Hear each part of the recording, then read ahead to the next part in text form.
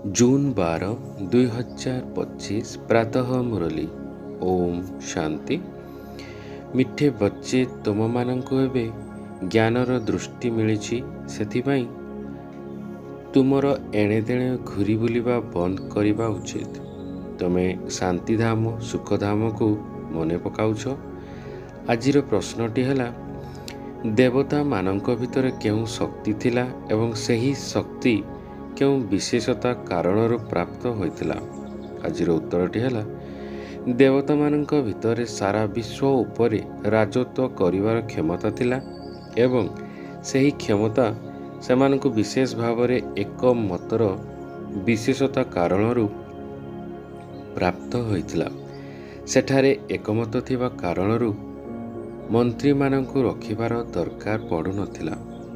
देवता माने संगम जुगरे बाबांक ठारू एपरी श्रीमत नहीं थांती, जहा द्वारा 21 जन्म पर्यंत राजत्व करी थांती।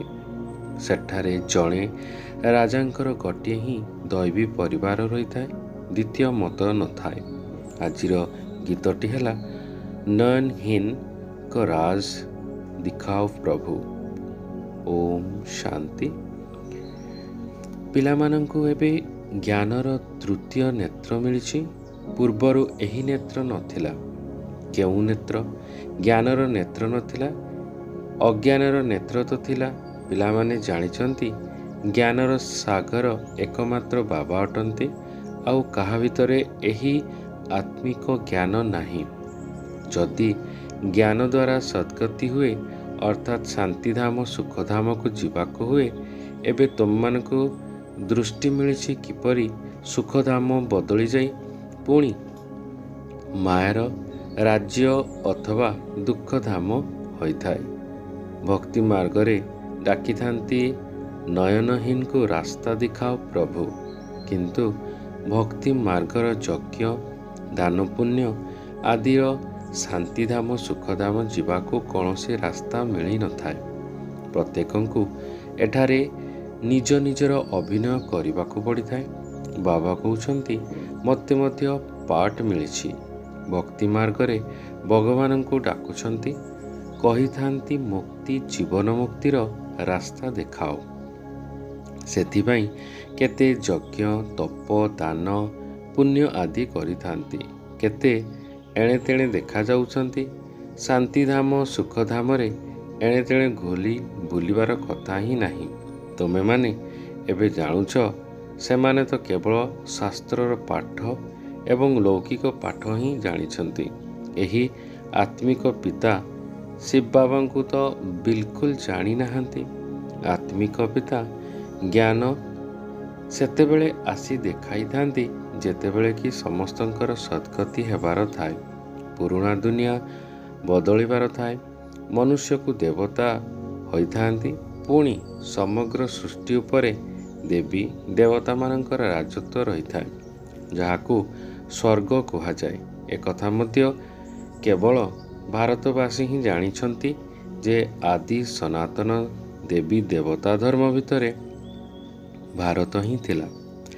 से समय अनेक अन्य कौनसी धर्म नथिला। तम मानक पई वर्तमान संगम युग, बाकी समस्ते कली युगरे अछंती।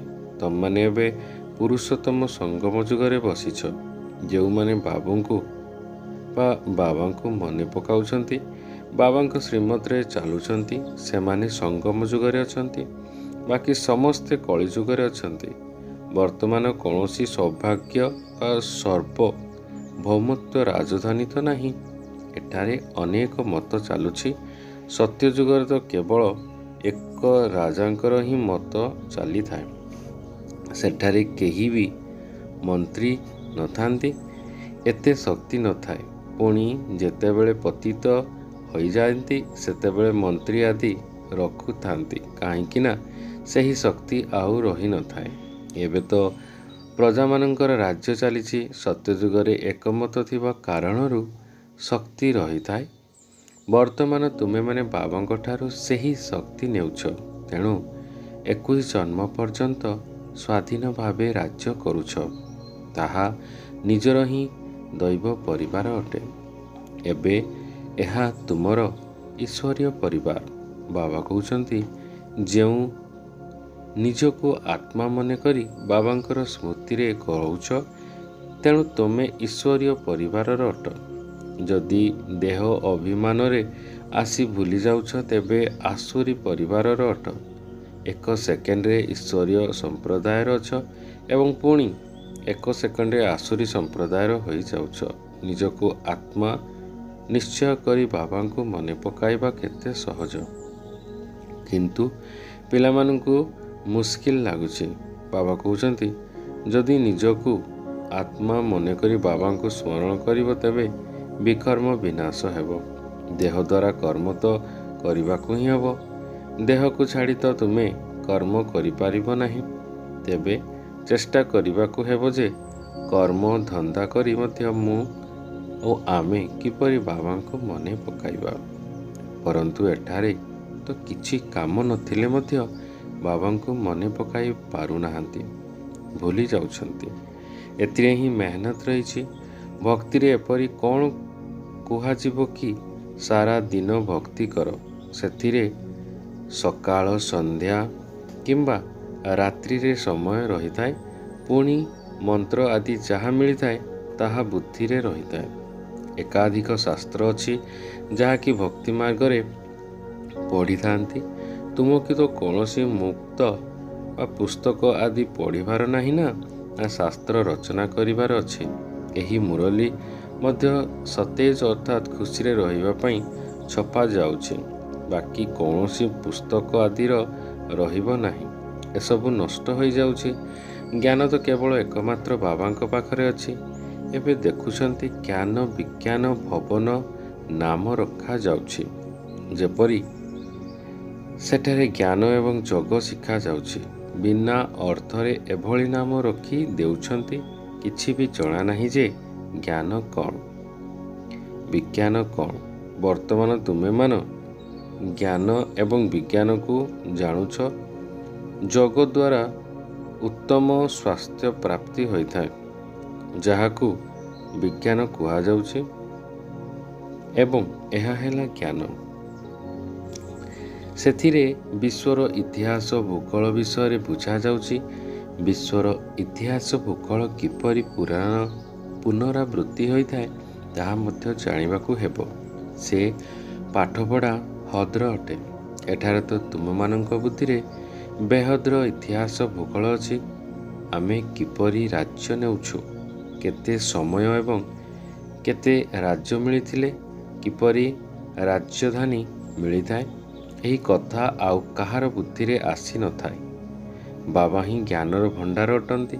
ଏହି ସୃଷ୍ଟି ଚକ୍ର କିପରି ଘୁରୁଛି ବାବା ହିଁ ବୁଝାଉଛନ୍ତି। ପୂର୍ବ ପ୍ରସ୍ତୁତ ଡ୍ରାମାକୁ ନ ଜାଣିବା କାରଣରୁ ମନୁଷ୍ୟ କହି ଦେଉଛନ୍ତି, ଅମୁକ ନିର୍ମାଣ ପ୍ରାପ୍ତ କଲା କିମ୍ବା ଜ୍ୟୋତିରେ ମିଶିଗଲା। ତମେମାନେ ଜାଣିଛ ଯେ ସମସ୍ତ ମନୁଷ୍ୟ ମାତ୍ରକେ ଏହି ସୃଷ୍ଟି ଚକ୍ରରେ ଆସିଛନ୍ତି। ଏଥିରେ କେହି ଜଣେ ମଧ୍ୟ ବାଦ ଯାଇପାରିବେ ନାହିଁ। ବାବା ବୁଝାଉଛନ୍ତି ଯେ ମନୁଷ୍ୟର ଆତ୍ମା ଗୋଟିଏ ଶରୀର ଛାଡ଼ି ଅନ୍ୟ ଏକ ଶରୀରରେ ନେଇଥାଏ। ଏହା କେତେକ ବଡ଼ ଡ୍ରାମା। ସମସ୍ତଙ୍କ ଭିତରେ ଆତ୍ମା ହିଁ ଅଛି ଏବଂ ସେହି ଆତ୍ମାରେ ହିଁ ଅବିନାଶୀ ପାର୍ଟ ଭରି ରହି ଯାଇଛି। ଏହାକୁ କୁହାଯାଉଛି ପୂର୍ବ ପ୍ରସ୍ତୁତ। ଯଦି ଡ୍ରାମା କହୁଛ, ତେବେ ନିଶ୍ଚିତ ତାର ସମୟ ଅବଧି ମଧ୍ୟ ଥିବା ଦରକାର। ବାବା ବୁଝାଉଛନ୍ତି ଯେ ଏହି ଡ୍ରାମା 5000 ବର୍ଷ ଅଟେ। ଭକ୍ତି ମାର୍ଗରେ ଶାସ୍ତ୍ରରେ ଲେଖି ଦିଆଯାଉଛି ଯେ ଏହି ଡ୍ରାମା ଲକ୍ଷ ଲକ୍ଷ ବର୍ଷର ଅଟେ। ଏହି ସମୟରେ ହିଁ ବାବା ଆସି ସହଜ ରାଜଯୋଗ ଶିଖାଉଥିଲେ। ଏହି ସମୟରେ ହିଁ ଗାୟନ ରହିଛି ଯେ କୌରବମାନେ ଘୋର ଅନ୍ଧକାରରେ ଥିଲେ ଏବଂ ପାଣ୍ଡବମାନେ ଆଲୋକରେ ଥିଲେ। ସେମାନେ ଭାବୁଛନ୍ତି ଯେ କଳିଯୁଗ ତ ଆହୁରି 40,000 ବର୍ଷ ଚାଲିବ। ଏକଥା ଜାଣିପାରୁ ନାହାନ୍ତି ଯେ ଏବେ ଭଗବାନ ଆସିଛନ୍ତି। ଏହି ପୁରୁଣା ଦୁନିଆର ମୃତ୍ୟୁ ସମ୍ମୁଖରେ ଉପସ୍ଥିତ। ଦୁନିଆରେ ସମସ୍ତେ ଅଜ୍ଞାନ ଦିନରେ ଶୋଇ ପଡ଼ିଥାନ୍ତି। ଯେତେବେଳେ ଲଢ଼େଇ ଦେଖିଥାନ୍ତି ତ କହିଥାନ୍ତି, ଏହା ତ ସେହି ମହାଭାରତ ଲଢ଼େଇ ଚିହ୍ନ। ଏଭଳି ରିହର୍ସାଲ ତ ହୋଇ ଚାଲିବ, ପୁଣି ଚାଲୁ ଚାଲୁ ବନ୍ଦ ହୋଇଯିବ। ତମମାନେ ଜାଣୁଛ ଯେ ବର୍ତ୍ତମାନ କ'ଣ ଆମର ସମ୍ପୂର୍ଣ୍ଣ ସ୍ଥାପନ ହୋଇଯାଇଛି।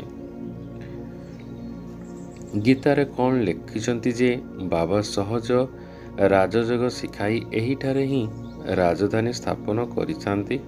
ଗୀତାରେ ତ ପ୍ରବଳ ପ୍ରଳୟ ଦେଖାଇଥାନ୍ତି।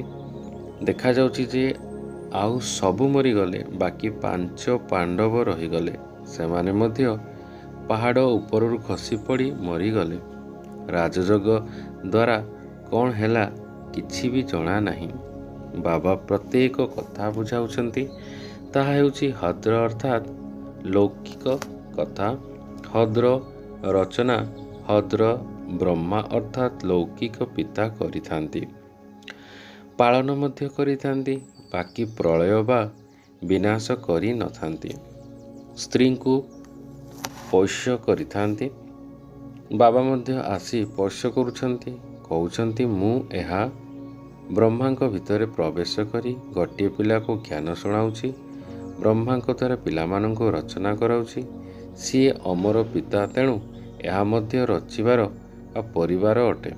ଏହା ବହୁତ ଗୁହ୍ୟ କଥା, ବହୁତ ଗମ୍ଭୀର କଥା, କିନ୍ତୁ ଏକଥା ମୁସ୍କିଲରେ କାହା ବୁଦ୍ଧିରେ ରହିଥାଏ। ଏବେ ବାବା କହୁଛନ୍ତି ଯେ ପ୍ରଥମେ ପ୍ରଥମେ ତ ନିଜକୁ ଆତ୍ମା ମନେ କର।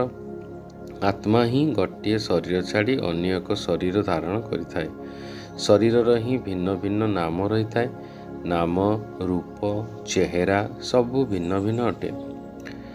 ଜଣଙ୍କର ଚେହେରା ଅନ୍ୟ ଜଣଙ୍କର ସହିତ ମିଶି ନଥାଏ। ପ୍ରତ୍ୟେକ ଆତ୍ମାର ଜନ୍ମ ଜନ୍ମାନ୍ତର ପାଇଁ ନିଜସ୍ୱ ଚେହେରା ରହିଛି। ନିଜର ଅଭିନୟ ଡ୍ରାମାରେ ନିର୍ଦ୍ଧାର୍ଯ୍ୟ ହୋଇ ରହିଛି। ତେଣୁ ଏହାକୁ ପୂର୍ବ ପ୍ରସ୍ତୁତ ଡ୍ରାମା କୁହାଯାଉଛି। ଏବେ ବେହଦର ବାବା କହୁଛନ୍ତି ଯେ ମୋତେ ମନେ ପକାଇଲେ ବିକର୍ମ ବିନାଶ ହେବ। ତେବେ ଆମେ କାହିଁକି ବାବାଙ୍କୁ ସ୍ମରଣ ନ କରିବା? ଏହା ହିଁ ମେହନତର କଥା ଅଟେ। ତମେମାନେ ଯେତେବେଳେ ଜଗର ଯାତ୍ରାରେ ବସୁଛ, ସେତେବେଳେ ମାୟାର ତୋଫାନ ଆସୁଛି। ମାୟା ସହିତ ଯୁଦ୍ଧ ଚାଲେ। ସେଥିପାଇଁ ବିଚଳିତ ହୁଅ ନାହିଁ। ମାୟା ଘଡ଼ି ଘଡ଼ି ଜଗକୁ ଭଙ୍ଗ କରିବ। ସଂକଳ୍ପ ବିକଳ୍ପ ଏଭଳି ଆସିବ ଯାହାକି ଏକଦମ ମୁଣ୍ଡ ଖରାପ କରିଦେବ। କିନ୍ତୁ ତମେମାନେ ମେହନତ କର। ବାବା ବୁଝାଉଛନ୍ତି ଯେ ଏହି ଲକ୍ଷ୍ମୀନାରାୟଣଙ୍କର କର୍ମେନ୍ଦ୍ରିୟ ବଶୀଭୂତ କିପରି ହେଲା। ଏମାନେ ସମ୍ପୂର୍ଣ୍ଣ ନିର୍ବିକାରୀ ଥିଲେ। ଏହି ଶିକ୍ଷା ସେମାନଙ୍କୁ କେଉଁଠାରୁ ମିଳିଲା? ଏବେ ତୁମମାନଙ୍କୁ ଏପରି ଲକ୍ଷ୍ମୀନାରାୟଣ ହେବା ପାଇଁ ଶିକ୍ଷା ମିଳୁଛି। ଏମାନଙ୍କ ଭିତରେ କୌଣସି ବିକାର ନଥିଲା, କାରଣ ସେଠାରେ ରାବଣ ରାଜ୍ୟ ହିଁ ନାହିଁ। ପରେ ରାବଣ ରାଜ୍ୟ ହୋଇଥାଏ। ରାବଣ କେଉଁ ବସ୍ତୁ ଏକଥା କେହି ବି ଜାଣି ନାହାନ୍ତି। ଡ୍ରାମା ଅନୁସାରେ ଏହା ମଧ୍ୟ ନିର୍ଦ୍ଧାର୍ଯ୍ୟ ରହିଛି। ଡ୍ରାମାର ଆଦି ମଧ୍ୟ ଅନ୍ତକୁ କେହି ବି ଜାଣି ନାହାନ୍ତି। ସେଥିପାଇଁ ନେତି ନେତି କହି ଆସୁଛନ୍ତି। ଏବେ ତମେମାନେ ସ୍ୱର୍ଗବାସୀ ହେଇଛ ବା ହେବା ପାଇଁ ପୁରୁଷାର୍ଥ କରୁଛ। ଏହି ଲକ୍ଷ୍ମୀନାରାୟଣ ସ୍ୱର୍ଗର ମାଲିକ ଅଟନ୍ତି ନା? ଏମାନଙ୍କ ଆଗରେ ତମ ପ୍ରଧାନ କନିଷ୍ଠ ପୁରୁଷାର୍ଥ ପୁରୁଷମାନେ ମୁଣ୍ଡ ନୁଆଇଥାନ୍ତି। ବାବା କହିଛନ୍ତି ଯେ ପ୍ରଥମେ ତ ଗୋଟିଏ କଥା ଉପରେ ପକ୍କା କରିନିଅ, ନିଜକୁ ଆତ୍ମା ନିଶ୍ଚୟ ଗୋଟିଏ କରି ବାବାଙ୍କୁ ମନେ ପକାଅ। ଏଥିରେ ହିଁ ମେହନତ ଅଛି।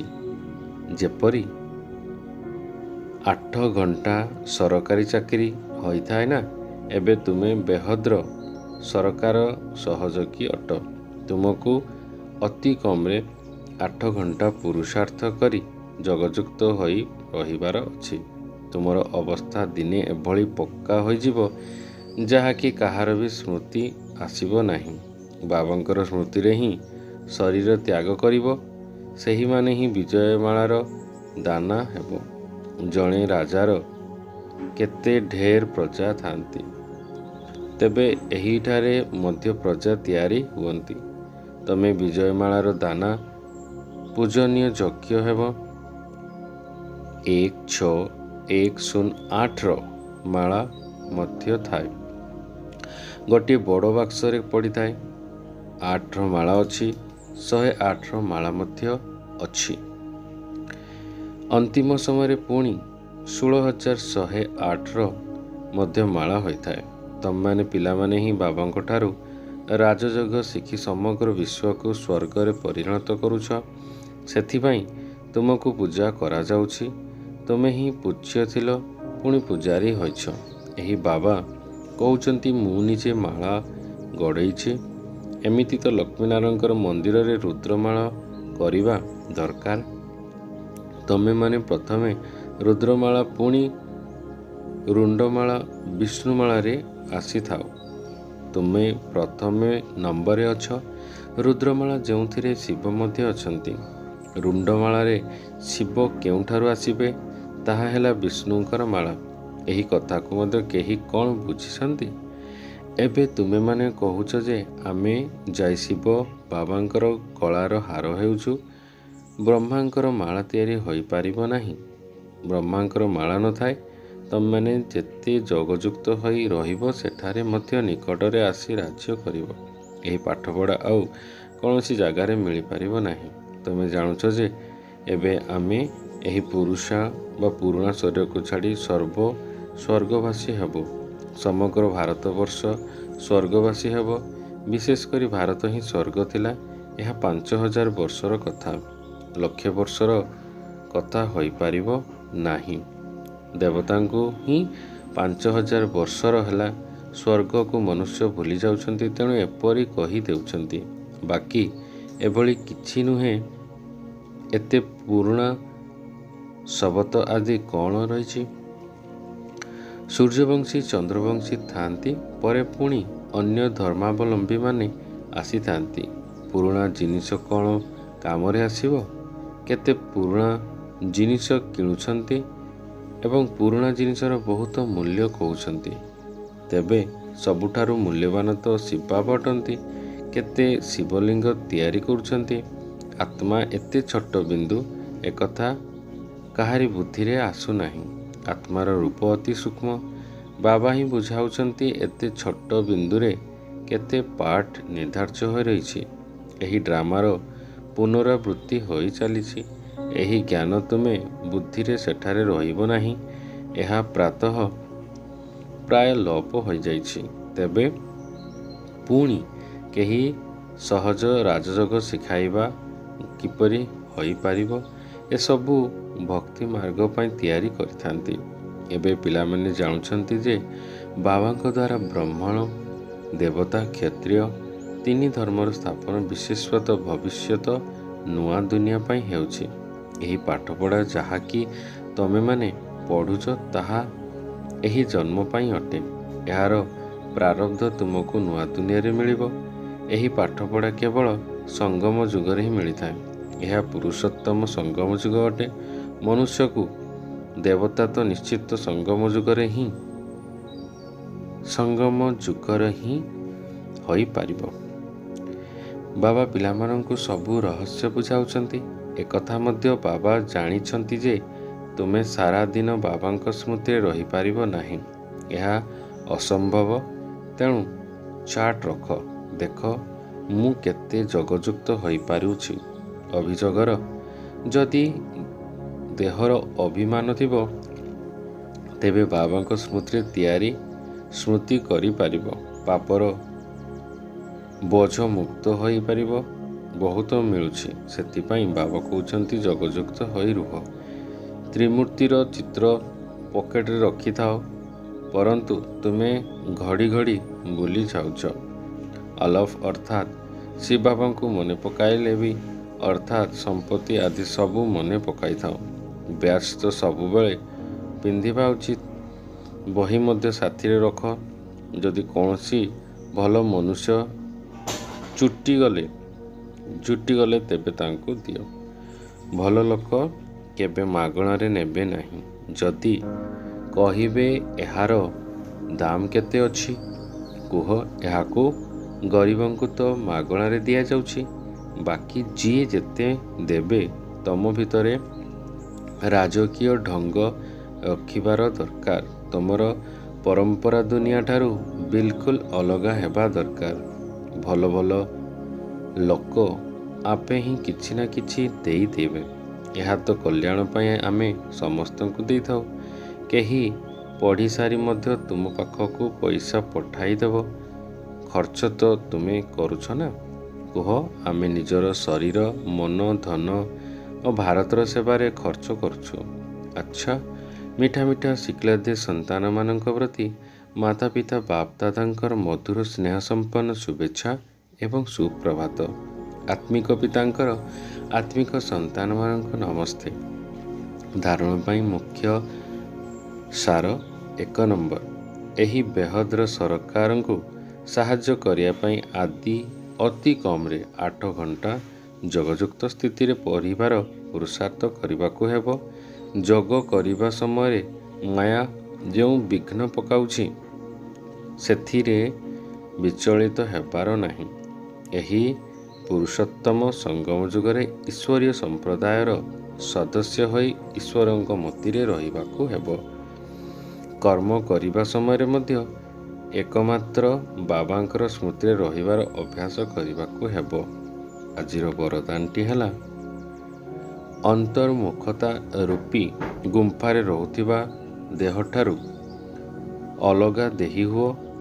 ଭକ୍ତି ମାର୍ଗରେ ପାଣ୍ଡବମାନଙ୍କର ଯେଉଁ ଗୁମ୍ଫା ଦେଖାଯାଉଛନ୍ତି ତାହା ତୁମମାନଙ୍କର ବର୍ତ୍ତମାନର ଅନ୍ତର୍ମୁଖୀ ସ୍ଥିତି ରୂପୀ ଗୁମ୍ଫାର ସ୍ମାରକୀ ଅଟେ। ତମମାନେ ଯେତେ ଯେତେ ଦେହକୁ ବା ଦେହଠାରୁ ଅଲଗା ହୋଇ ରହି ଦେହୀ ସ୍ୱରୂପ ସ୍ଥିତି ହେବାର ଗୁମ୍ଫାରେ ରହୁଛ, ସେହି ଅନୁସାରେ ଦୁନିଆର ବାତାବରଣଠାରୁ ମଧ୍ୟ ଊର୍ଦ୍ଧ୍ୱରେ ରହୁଛ। ବାତାବରଣ ପ୍ରଭାବରେ ଆସୁନାହଁ। ଯେପରି ଗୁମ୍ଫା ଭିତରେ ରହିବା ଦ୍ୱାରା ବାହାରର ବାତାବରଣଠାରୁ ସୁରକ୍ଷିତ ହୋଇ ରହିଥାନ୍ତି, ସେହିପରି ଏହି ଅନ୍ତର୍ମୁଖତା ରୂପୀ ଗୁମ୍ଫା ମଧ୍ୟ ସମସ୍ତଙ୍କଠାରୁ ନିଆରା କରି ବାବାଙ୍କର ପ୍ୟାରା ଅର୍ଥାତ୍ ପ୍ରିୟ କରି ଦେଇଥାଏ ଏବଂ ଯିଏ ବାବାଙ୍କର ପ୍ରିୟ ଅଟେ ସେ ଆପେ ଆପେ ସନ୍ତାନ ଠାରୁ ନିଆରା ହୋଇଥାଏ। ଆଜିର ସ୍ଲୋଗାନଟି ହେଲା, ସାଧନା ରୂପୀ ବିସ୍ତାରର ବୀଜ ସାଧନ ଅଟେ, ତେଣୁ ବିସ୍ତାର ଭିତରେ ସାଧନକୁ ଲୁଚାଇ ଦିଅ ନାହିଁ। ଓମ୍ ଶାନ୍ତି, ଓମ୍ ଶାନ୍ତି, ଓମ୍ ଶାନ୍ତି।